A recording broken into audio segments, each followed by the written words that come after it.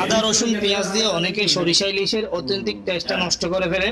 আদা রসুন এবং পেঁয়াজ ছাড়া সরিষা ইলিশটা যেভাবে অনেক মজা করে রান্না করবেন, রেসিপিটা আপনি শেষ পর্যন্ত দেখে নিন, আপনি বাসায় তৈরি করতে পারবেন অনায়াসে। প্রথমে দেখেন আমি 50 গ্রাম মতো এখানে কালো সরিষা এবং হলুদ সরিষা নিয়ে নিচ্ছি।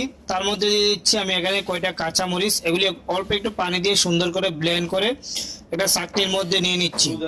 এরপর এখানে পানি দিয়ে এই সরিষা এবং কাঁচা মরিচের যে রসটা আছে সেটাকে সুন্দর করে বের করে নিব। দেখেন আমার বের করা শেষ।